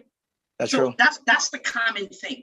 So when we have kids, what we all need to do, we need to put ourselves in a position where our kids can take risk. So the answer to your question, we don't take risk because we cannot afford to take risk. Even those of us, even those of us who we think are in a position to take risk. Okay, if you've been working at X, Y, and Z Corporation, you're doing really well. You have a retirement plan. You have $500,000 in your retirement plan. After 20 years on the job, your sons come home and say, "Dad, I have the greatest idea since sliced bread. I need $200,000." Do you take 200 grand from your retirement plan? Maybe No. you do. But the truth of the matter is, you're like, it took me 20 years to make this money. This thing doesn't work. I'm going to be working until I'm 85. Yeah. You know what I'm saying? So it's not that we don't want to. You know what I'm saying? And I'm not making excuses. I'm just saying what the realities of it are. Listen, I started a business. It was a huge sacrifice. Because when I started the company, I couldn't quit my job. I could not. I wanted to quit my job, but I couldn't. Because I couldn't afford to. Right? Because any business you start, you never make money day one. It takes 6 months, a year, 2 years to make money. But in the meantime, though, I still got to eat. Yeah. Do you know what people who are well-to-do are able to do when they start businesses like that? They say, I'm moving back in with my parents. Yep. My parents are going to take care of me for the next 2 years. Praise the Lord. Yeah. Praise the Lord. They don't talk about that. Yep. They don't talk about that. That brings Yeah. over a lot. You know what I'm saying? He's taking you to church today. You know what I'm saying? Yep. Hey, man, I have this great idea, but for me to do this, I'm going to use all my money. I'm going to use all the money I made from my last job, from my retirement job. I'm going to use all of it to do this business. But there are things that I can't do. Man, first of all, I need to use the garage at my parents' house. So that means your parents own a house. They're not renting. Facts. Right? For you to get access to the garage. 2, your parents got to be in a financial position that when you move in, you can say, Dad, I'm not going to be able to pay rent for the next 2-3 years. Matter of fact, I'm not going to have any money at all. So for your parents to say, son, don't worry about it. Food, rent, shelter, whatever you need. You can use the car, whatever you need. Just work on your project. Okay, until it works. Right. You know what I'm saying? Yeah. How many people who look like us do you know are in a position to go home and do that? No, not a lot. Not a lot, By the way, Not in our community. Exactly. And by the way, Dad can also write a check. Dad can also say, son, I don't know how big this thing's going to be, but you know what? I could put in $10,000 to get you started. And I'm going to gather a couple of my friends and a couple of guys from the club, some guys from my job. We're going to help you raise the first $50,000 among the friends and family. Let me tell you something, man. Have you guys heard that stat? The average American can't come up with $400 in an emergency. That is a fact. Mm-hmm. Right? So if you can come up with $400 in emergency, how do you tell your kid to come home and stay to start a business? You don't. You're not in a position to. You know what I'm saying? That's our economic reality. I have a friend of mine, a good white friend of mine. I always said, the thing that always, first of all white people lie about their beginning. Everybody always make it seem like, I struggled, I started from the beginning, I had to do this, I had to do that. Everyone always forgot to mention the uncle who gave them the job. Yep. Or the uncle who wrote the check, a family member. Mm-hmm. Everybody lie about their beginning. Man, when I started this business, man, I had to struggle.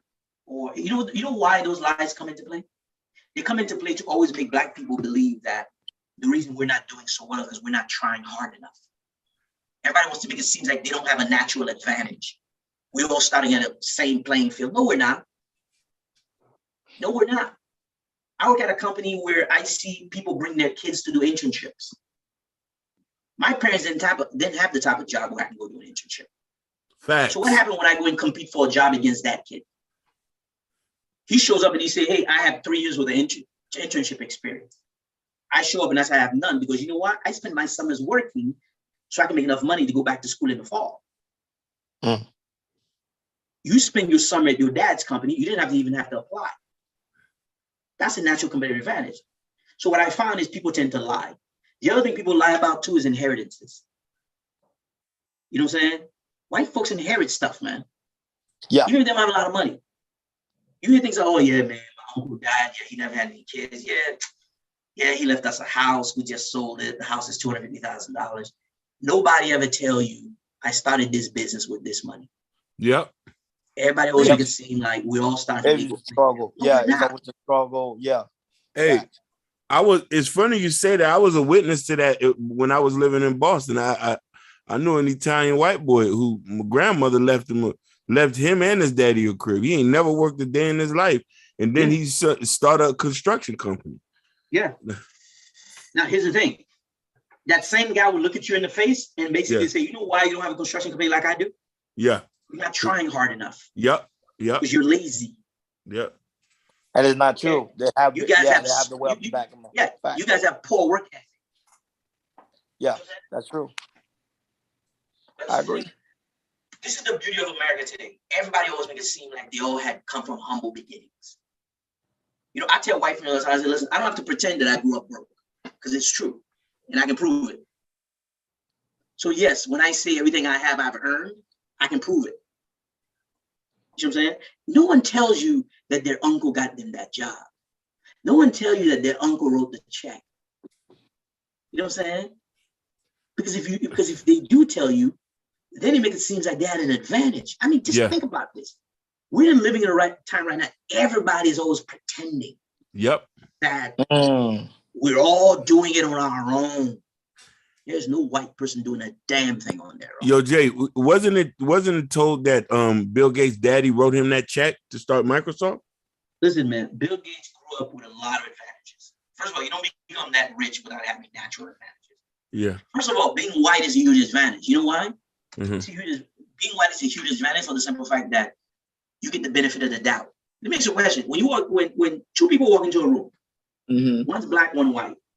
Black guy walks into the room, he says, I went to Harvard. White guy walks into a room, he went to Harvard. You know the first thing people think about? The white guy went to Harvard because he's probably really, really smart. Yeah. The black guy got into Harvard because of affirmative action. Yep. You know what I'm saying? And they look at you and they say, I really wonder if this guy really went to Harvard. You know what I'm saying? We don't get the benefit of the doubt. See, white people, what I always say is they have the room to F up. Society gives them room to screw up. They're given the benefit of the doubt, at least until they've proven otherwise. When you walk in, people are like, Brad is probably really, really smart. Until Brad can show me he's a complete dumbass. When we walk in, we get the opposite. This nigga here, boy, I don't know how he got here. You won't have to wait and see. You have to prove that you're smart. I always say when people talk about racism, I say, listen, as black folks, there's only one thing we want. We just want the same benefit of the doubt. Respect. I just want the benefit of the doubt. I just want to walk in and just give me the benefit of the doubt that maybe I'm here because I belong here, just like he is. And don't assume that I'm here by accident, because you do not assume that about him. Facts. So that's all. You know, so at the end of the day, man, I think, I as I said earlier, I think it's important that, there's a lot of things we can do, that is within our powers. But I think a lot of it comes down to our decision making, the decisions we make. And a lot of things I'm saying here, again, is not to offer excuses. It's to understand the environment in which we're in so we can make better decisions. So we can make better decisions to get us where we want to go. You see what I'm saying? The realities are the realities. However, it doesn't mean we cannot accomplish the things that we want if we're making the right decisions. And we recognize where we are and what the circumstances are. And responsibility. Yeah. We're responsible for our own actions. We're responsible for our decisions. That's the reality. You done drop the gem on this episode. He did. I'm not gonna Yeah. lie. I can't even ask him questions because he going in. I'm like, I'm just soaking in so much knowledge. Sometimes it's good just to be quiet and just listen. Yeah. I know they said Yeah. you could ask questions, but this one here was like my meat and dinner for tonight. I promise you on that. I promise. I appreciate that. And like I said, guys, the goal here, man, is we need to differentiate between having, owning assets versus liability. Okay. Asset puts money in your pocket, man. Like I said, it's the same thing. People talk about, I want to invest. Where do I start? Simple, man. Invest in all the companies you give your money to. What does that mean? You pay your light bill. Who do you pay it to? Florida Power and Light. Florida Power and Light is publicly traded. Buy it. Yeah, Nextra. Yeah. Where do you fix your gas? Where do you fill your tank at? Chevron. Chevron's publicly traded. BP. I love. Invest in BP. Invest in all the people you write checks to every month. Where's your money kept at? Bank of America? Invest in Bank of America. Yeah. Yeah, you're right. I love it. If you own stock in those things, when they're distributing the money as dividend, so you one of the people who are going to start getting a check too. So you're getting some of your own money back. Mm-hmm. You love Nike? Invest in Nike. There is something that I do want to point out, and you could probably explain, because you say you're into long-term investing, and that's very key. And I don't think a lot of people might understand, like, dollar cost averaging. You don't have to really put so much up. You could just do $25 every check or something like that. Yep. Yeah. Preach, Hakeem. Yeah. Listen, man. Dollar cost averaging is very powerful, man. Remember what Einstein said? One of the most amazing things ever is compounded interest. So the ability to have something compounded is just incredible. So yeah, a dollar cost averaging is a really good way to make sure that you can participate in things.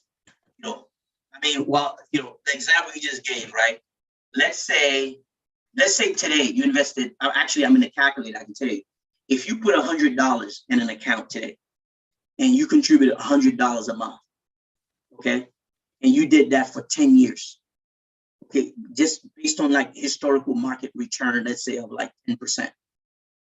Here's the question: how much money you think you'll have after 10 years? You start with $100. You put $100 a month every month buying the S&P 500, the stock market. How much money do you think you'll have in 10 years? 100 bands, 100 G's. No. I'm saying you start out with $100. If you do $100 a month, if you start out with $100 in cash, and you put $100 a month every month, so that means you start with 100. That means every year you're investing $1,200 a year. Mm-hmm. After 10 years, it's $20,000. It's 20 grand. I'm sorry. It's No, but it depends on the S&P. If the S&P is up, let's say the S&P is up, let's say $300. We just use an analogy, $300. You're making more than 20 G's, right? Well, yeah, but I'm using the S&P's historical return. Historically, for the past 100 years, the S&P's return on average about 10%. You know what I'm saying? So while to your point, listen, man, investing is a 1,000-mile journey. You know what I'm saying? The key is about starting. As they say, a 1,000-mile journey begins with the first step. The key is taking the steps. So. But again, like I said, man, you don't know where to start. Start investing in the people you write your check to. Look at your cell phone. It's amazing to me how people love Apple. They love Apple, but they don't invest in Apple stocks. You know what I'm saying? They don't invest in Apple stock. It's a $3 trillion company. That is one of the purpose stocks you can invest in. Yeah. So think about it. People love Apple, but they don't invest. They don't invest in Apple. Listen, a good example. Do you know that Apple in the past, since 2011, Apple has increased by 997%. Yes. Wow. Yes. 997%. I'm reading it right now. Wow. 997%. And it's not going to stop. It's still going to keep growing. And it's going to keep going because Apple is still Apple. Yes. You know what I'm saying? Wait till the Apple cars come out in the next couple of years. Woo! You know, Woo. so it's you know, I mean, that's the thing, man. I mean, you invest $1,000 in Apple stock 10 years ago, you know, your $1,000 today is almost like, you know, like $12,000, $13,000. So just imagine, but see, that's wealth, right? That's basically wealth. Over time, the value increases. You know, one of the best stock return in the last couple of years is Domino's. Believe it or not, man. You know, Google. I mean, if you use these things, man, use them. You know, if you use them, buy them. You know, so that's what I would say. Okay. So hopefully the audience find the conversation helpful in some ways. No, And, it helped me a lot. We had a few comments on Facebook. We had a few comments on YouTube. So they loving this. Okay, good. All right. Well, listen, I appreciate you guys having me. And you know, hopefully we'll do it again soon. Yeah, but Hakeem, any final thoughts? Hakeem? His mic is muted. He probably went to the bathroom. Go ahead, Ron. You got any final No. thoughts? Oh, my bad. My mic was muted. I would just say, man, what he just said was so, you know, he said 1,000 miles just, you know, we just can't be scared and just take a risk. Okay. Take risks and go after your dreams. That's really it. Yeah. And we just have to approach it smartly, man. You know, you have to do it smart. You have to be smart. The decisions you make, man. The people, you know what they say, right? Show me who you surround yourself with, and I'll show you your future. There you go. Right. Show me the people you surround yourself with, and I'll show you your future. All right. You need to be around people that are either uplifting or empowering. People that are bringing you down. I mean, why would I want to hang out with someone that's bringing me down? I want to move forward. And that's a joke in the community. Black people hang with people who can't do shit for them. Yeah, because you know why?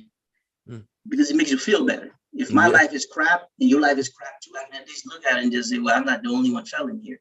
Makes me feel better. You know what I'm saying? Misery loves company. So what you do is you stay away from people who are miserable so they can be miserable on their own. Definitely. Facts. So, you know. All right. Any last words, J.Law? Just go out there and make it happen. Definitely. What about you, Jordan and Ronnie? What's your last words? Man, my last words, first of all, I want to apologize for everybody. I was late. You know, I take accountability, but I was late. Something totally happened. But I'm glad I was able to catch this live stream. It was very informative, especially someone like me that I tell Hakeem and Jordan all the time. I'm an upcoming investor. I look up to people like your uncle Hakeem, and you know, just like having him on the panel is just a blessing because I like to get that knowledge. You understand? Because this knowledge going to help somebody later on in the future. You get what I'm saying? So this is like, to me, this is like my nourishment right now. Like I feel empowered, you know. So I'm really I'm just grateful for the opportunity. I thank you guys. I'm very grateful for this opportunity to be on this panel because it was like, it's amazing. Definitely. Joy. Well, I got my final thoughts is, hey, you know, you got, you know, if you want to invest, you know, it's all about being patient and playing the long game. It's not about playing the short game, play the long game and be patient of what you're invested in and be patient with it. That's my final thoughts. Definitely. And let's acquire capital. Let's stop buying liabilities that we think that are capital.